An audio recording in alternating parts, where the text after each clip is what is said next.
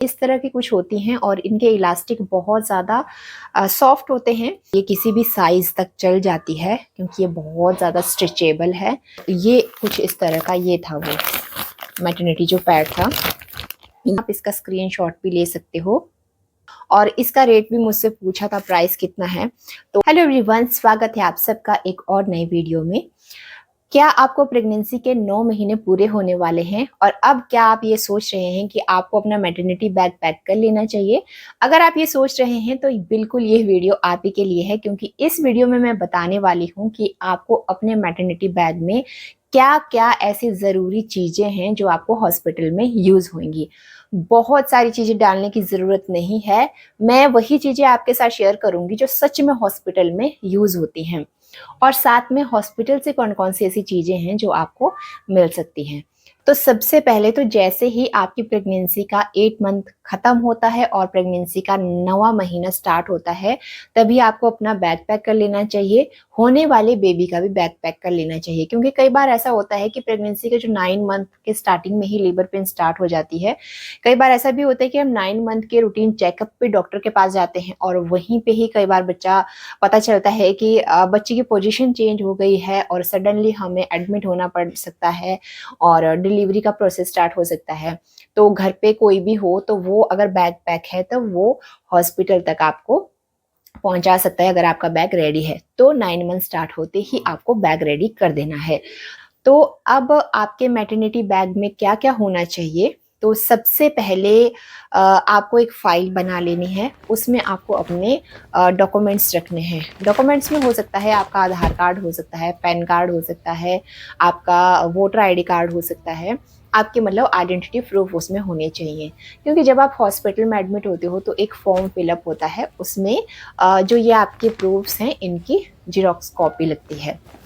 अच्छा, अब दूसरा है आपको अपने जितनी भी रिपोर्ट्स हैं पिछली, जब से आपने हॉस्पिटल में चेकअप करवाना शुरू किया है तब से लेकर के जितनी भी आपकी रिपोर्ट्स हैं वो आपको साथ में रखनी है। अल्ट्रासाउंड जितनी बार भी हुए हैं आपके, वो सारी रिपोर्ट्स भी अल्ट्रासाउंड आपको साथ में उसमें रखना है।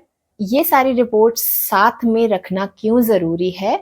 वो इसलिए क्योंकि कई बार ऐसा होता है इमरजेंसी में डिलीवरी करवानी पड़ सकती है और इमरजेंसी में जब डिलीवरी करवा रहे हैं तो इतना टाइम नहीं होता है कि दोबारा से ये टेस्ट करवाया जाए, अल्ट्रासाउंड करवाया जाए। तो जो पेशेंट है मतलब जो मदर है उसके बारे में जानने के लिए कि कहीं ब्लड कम तो नहीं है या कोई दवाई वगैरह से उसको एलर्जी तो नहीं है या फिर कोई बीपी शुगर की प्रॉब्लम तो नहीं है, वो सब जो आपकी पिछली रिपोर्ट्स हैं डॉक्टर उन सब से ये देख लेते हैं। तो नया टेस्ट करवाने का इतना कई बार टाइम नहीं होता है और वैसे भी बार बार ये टेस्ट नहीं करवाए जाते। अगर आपको 9 मंथ तक ये सारे टेस्ट आपके हो चुके हैं तो डॉक्टर उसी में से ही जो चेक कर लेते हैं रीडिंग। इसलिए रिपोर्ट्स और अल्ट्रासाउंड रखना बहुत ज़रूरी होता है। ये सब तो बात हो गई डॉक्यूमेंट्स के बारे में और रिपोर्ट्स के बारे में। अब बात करते हैं कपड़ों के बारे में और अदर एसेसरीज क्या क्या हम ले जा सकते हैं। तो देखो, अगर नॉर्मल डिलीवरी होती है तो 2 दिन में शायद डिस्चार्ज हो जाते हैं और अगर आपका सी सेक्शन होता है तो 4th डे आप डिस्चार्ज होते हो। तो उसी के बेसिस में मैं आपको बताऊंगी कि किस तरह के क्लोथिंग आपको साथ में ले जाने चाहिए। जब आप डिलीवरी के लिए डिलीवरी रूम में जाते हो तो आपके जो पहने हुए कपड़े होते हैं वो तो चेंज हो जाते हैं और आपको एक गाउन जैसा दिया जाता है। और जब आप डिलीवरी रूम से वापस आते हो तो अभी 3 दिन के लिए मतलब फर्स्ट, सेकंड, थर्ड जितने भी दिन आप हॉस्पिटल में हो, आपको हर डे एक न्यू मतलब फ्रेश आपको पीस दिया जाता है चेंज करने के लिए। तो इन 3 दिनों में उन्हीं में कंफर्टेबल फ़ील होता है वैसे तो। तो अगर आप अपनी कोई ड्रेस ले जाना चाहते हो तो आपको 3 डेज़ के लिए 3 ड्रेसेस आपको ले जाना ज़रूरी है। अगर आप अपनी ले जाना चाहते हो, वैसे हॉस्पिटल में फ्रेश पीस मिलते हैं तो मुझे इतना नहीं लगता कि अपना कोई ले जाने की इतनी ज़रूरत है। मैं बैग भर के लेके गई थी, तो मतलब मुझे पहले इतना आइडिया नहीं था तो मैं बैग भर के लेके गई थी। मेरा कोई भी यूज़ नहीं हुआ क्योंकि मुझे जो हॉस्पिटल से मिला था उसी में मुझे कंफर्टेबल फ़ील हुआ। चॉइस अपनी-अपनी है। अगर आप चाहते हैं कि आप अपना खरीदना चाहते हैं तो 3 पीसेस आपको ले जाने चाहिए और 4th कोई अच्छी-सी ड्रेस आप इस तरह से ले जा सकते हैं कि जब आप हॉस्पिटल से डिस्चार्ज होते हैं तो आप जैसे एक अच्छी-सी ड्रेस पहनना चाहते हैं तो आप 4th ड्रेस वो ले जा सकते हैं।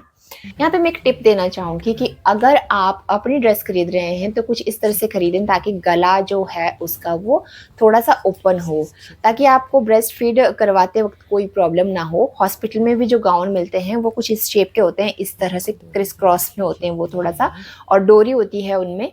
तो आपको अगर ब्रेस्ट फीडिंग करवाना है तो वो इजीली आप करवा सकते हो। तो अपना भी कुछ ऐसा खरीद रहे हो तो थोड़ा सा राउंड नेक में या जिसका डीप गला हो, इस तरह से आप कुछ खरीद सकते हैं।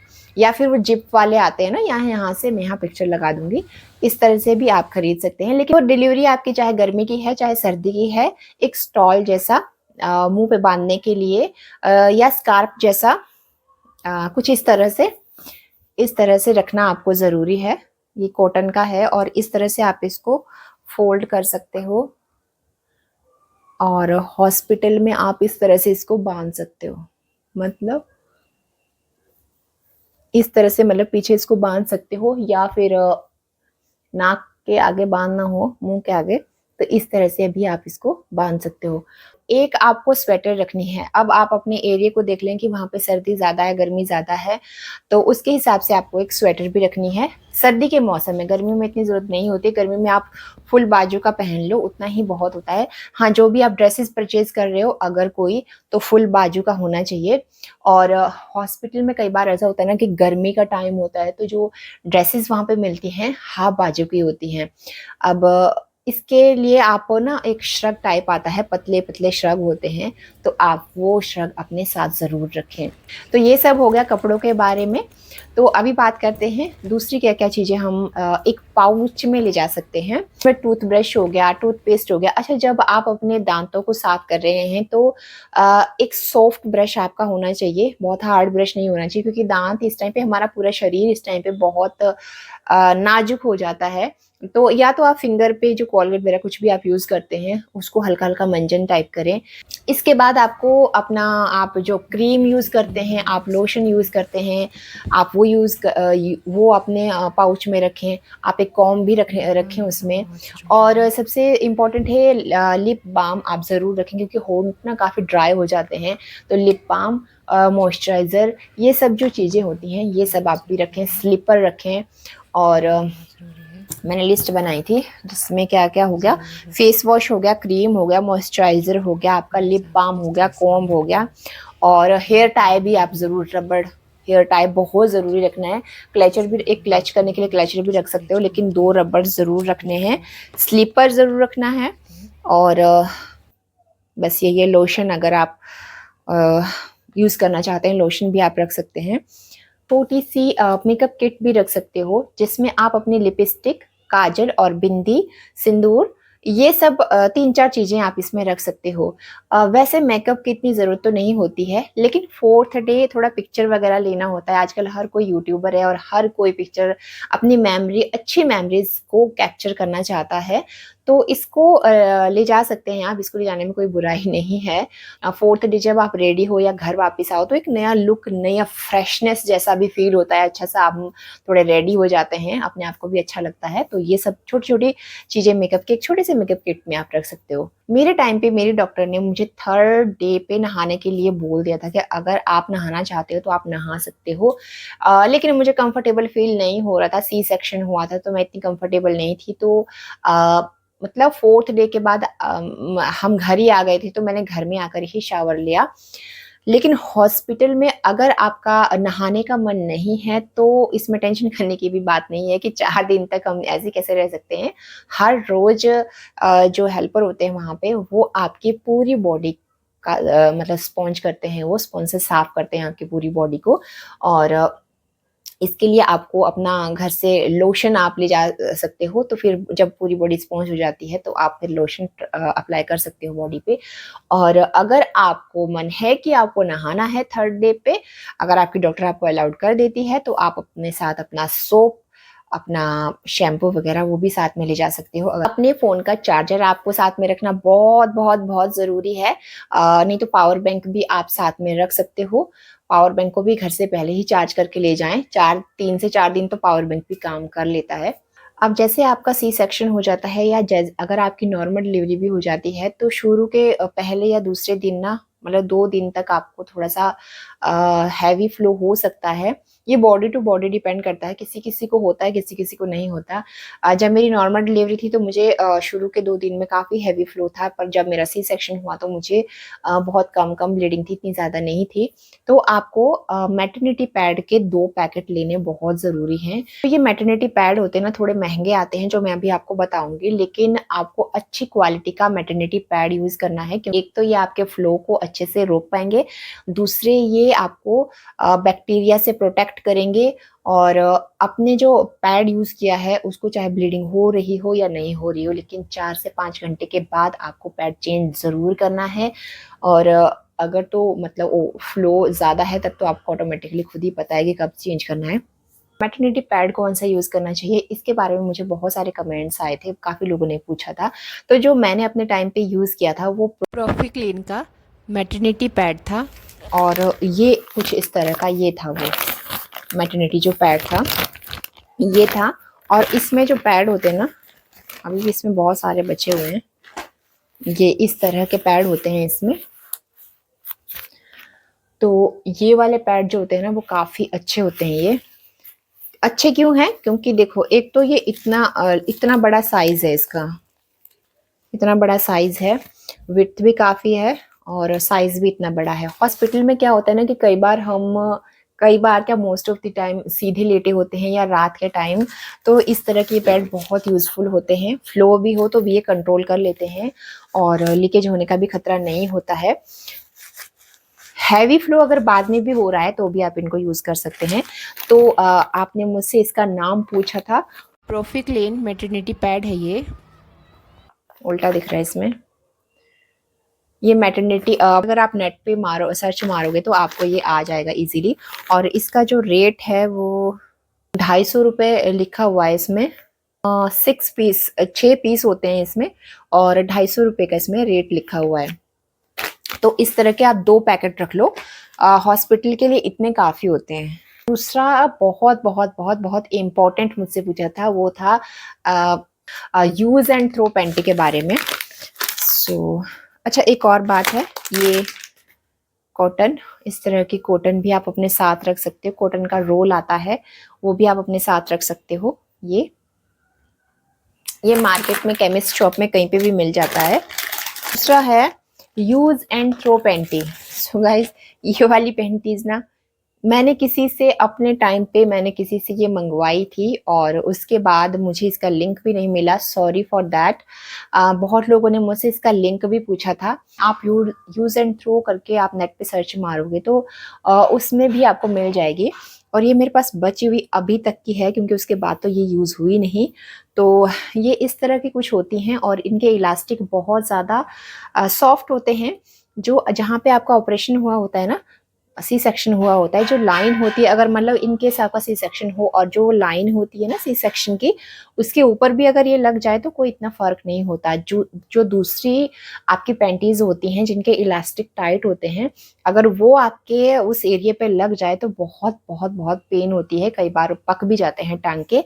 तो इस तरह की पैंटी, इलास्टिक वाली इस तरह की पैंटी को पहनना इजी रहता है और ये किसी भी साइज़ तक चल जाती है, क्योंकि ये बहुत ज़्यादा स्ट्रेचेबल है। तो ये किसी भी साइज़ तक चल जाती है, मतलब इसमें पैड आपका इजीली होल्ड हो जाएगा। तो अभी लिंक तो मेरे पास इसका नहीं है, मैंने किसी के थ्रू ये मंगवाया था। आप इसका स्क्रीनशॉट भी ले सकते हो। आप अगर इसका स्क्रीनशॉट ले लो, अगर आप केमिस्ट के शॉप में अगर आपको ये मिल जाए, या फिर आप ऑनलाइन सर्च करके देख लेना। या एक और तरह की आती है जिसमें पूरा वो ऊपर तक होती है, कई वेस्ट ऊपर तक होती है उनकी, वो मैंने यूज़ करके नहीं देखी हैं, तो उनका मेरे को कोई एक्सपीरियंस नहीं है। बट हाँ इतना ज़रूर है कि अपने जहाँ पे आपका सी सेक्शन हुआ है, अगर सी सेक्शन हुआ है तो आपको इस तरह की पैंट यूज़ करनी चाहिए। अगर आपका नॉर्मल डिलीवरी हुई है तब तो कोई टेंशन ही नहीं, आप किसी भी तरह की आप पैंटी यूज़ कर सकते हो। अगर आपकी नॉर्मल डिलीवरी है तो आप 4 से 5 पैंटीज़ रख लो। और यहाँ पे मैं एक टिप देना चाहूँगी कि कोई भी ना जैसे नया प्रोडक्ट होता है ना, वो नहीं आपको ले जाना चाहिए। अगर आपको 9 मंथ अभी स्टार्ट हुआ है तो आप या तो पहले ही परचेज़ करके रख लो और 1-2 बारी ना उनको यूज़ कर लो, ताकि वो धुल भी जाएँ, उसका इलास्टिक थोड़ा हल्का पड़ जाए, बहुत टाइट ना हो, क्योंकि उस टाइम पे जब डिलीवरी के बाद का टाइम होता है, पेट का जो एरिया होता है ना ये बहुत सॉफ्ट हो जाता है, बहुत नाजुक होता है, और कोई चीज इसमें ऐसे लग जाए ना तो फिर वो बहुत पेन क्रिएट करती है। इसके साथ एक और टिप है, अ, अगर आप हॉस्पिटल में भी मतलब बॉटम के लिए कुछ ले जा रहे हो, मतलब लोअर वगैरह कुछ भी आप ले जा रहे हो, या फिर आप डिलीवरी के बाद जब घर आते हो तब आप जब लोअर वगैरह पहनते हो तो वो भी आपको अपनी पुरानी लोअर वगैरह पहननी चाहिए। नया परचेज अगर कर रहे हो तो वो पहले परचेज कर लो, उसको पहन लो और एक दो बारी उसको वॉश कर लो ताकि उसका भी इलास्टिक थोड़ा ढीला हो जाए, थोड़ा नॉर्मल शेप में आ जाए। अगेन वही वही प्रॉब्लम हो जाती है फिर कि पेट नाजुक होता है और लोअर भी हमारी थोड़ी ऊपर तक हम पहनते हैं तो वो ना उसका इलास्टिक पेट के आसपास लगता है तो काफी वो चुभता है। तो अगर आपके पास पुरानी पड़ी हुई हैं अपनी लोअर्स वगैरह तो आप वही यूज करो, पुराने कपड़े ही अपने यूज करो, पर हाँ साफ सुथरी हो। एक बहुत इंपॉर्टेंट चीज और है, वो है ये मैटरनिटी बेल्ट। जो ये मैटरनिटी बेल्ट है ना, ये डिलीवरी के बाद की ना जीवनदायिनी जैसा समझा जा सकता है इसको, क्योंकि ये आपकी कमर को और पेट को इतना ज्यादा सपोर्ट करती है ना। मैंने जो है वो ये डिलीवरी के बाद परचेज की थी, लेकिन मैं आपको बताना चाहूंगी कि ये वाली जो मैटरनिटी बेल्ट है ना, ये आप हॉस्पिटल भी ले जाओ, क्योंकि अगर आपका हॉस्पिटल में ना सी सेक्शन होता है तो क्या होता है ना कि जैसे आप डिस्चार्ज होते हो 4th डे और घर के लिए आते हो तो रास्ते में ना काफी स्पीड ब्रेकर्स होते हैं, कई बार गड्ढे वगैरह होते हैं, तो ऐसे झटके लगते हैं। ये ना एक बहुत पेनफुल वाली सिचुएशन होती है, तो हमारे ना टांगों पे भी झटके लगते हैं। और जो पेट का जो पेट इस टाइम पे हमारा ना काफी लटका हुआ होता है तो वो टच होता है कई बार टांगों के साथ, तो पेन बहुत ज्यादा होती है। मैंने खुद एक्सपीरियंस किया है क्योंकि मैंने घर पे आके ये बाय की थी और जब हम हॉस्पिटल से घर आ रहे थे तो स्पीड ब्रेकर बहुत ज्यादा थे, तो झटके जैसे लगते थे ना तो मैं पेट पकड़ लेती थी पीछे। तो आप इसको हॉस्पिटल ले जाओ। वैसे जो डॉक्टर है वो इसको यूज करने के लिए बोल देते हैं, 4th डे से आप इसको यूज कर सकते हो। मेरी डॉक्टर ने मुझे कह दिया था कि आप 4th डे से, मतलब जब मैं डिस्चार्ज हो रही थी तो उन्होंने कह दिया था कि आप मैटरनिटी बेल्ट यूज कर सकते हो। तो अगर आप ले जाते हो तो 4th डे से इसको यूज कर लो।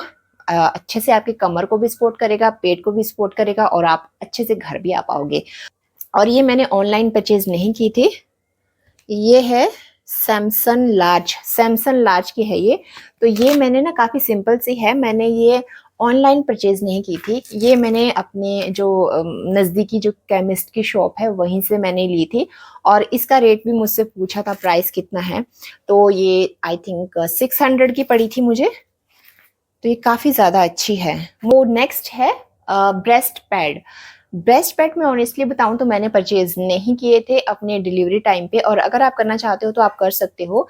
लेकिन मैं इसके बारे में ये बता दूं कि जब आप हॉस्पिटल में होते हो तो शुरू के 2 दिन तो आपको दूध आता ही नहीं है, आता भी है तो बहुत कम आता है, वो इतना नहीं होता है कि वो लीकेज हो सके। और बाकी 3rd 4th डे थोड़ा थोड़ा आना शुरू होता है, जैसे जैसे बेबी सक करता है वैसे वैसे थोड़ा थोड़ा आना शुरू होता है, इतना नहीं आता कि लीकेज हो सके। तो हॉस्पिटल में ब्रेस्ट पैड की इतनी ज़रूरत नहीं होती है, लेकिन हाँ बाद में वो बहुत यूज़फुल होते हैं। अगर आपका जो मिल्क का प्रोडक्शन है वो बहुत ज़्यादा है तो आप उनको यूज़ करना ज़रूरी होता है आपको, क्योंकि आपको कहीं मार्केट में जाना है, डॉक्टर चेकअप पे जाना है और सडनली लीकेज हो जाए तो कपड़े भी खराब होने का डर रहता है, खुद भी अनकंफर्टेबल फील होता है। घर में भी आप उसको यूज़ कर सकते हो। अपनी पैंटी जो भी आप यूज़ कर रहे हो उसको ना आपको अपनी बिकनी लाइन से ऊपर यूज़ करना चाहिए। बिकनी लाइन तक की जो पैंटीज होती हैं उनको बिल्कुल भी यूज़ मत करना, क्योंकि अगर उस लाइन में डिस्टरबेंस हो गई, टांके पक गए तो वो बहुत पेनफुल होता है। तो ये तो हो गया सारा का सारा मैटरनिटी बैग आपका पैक।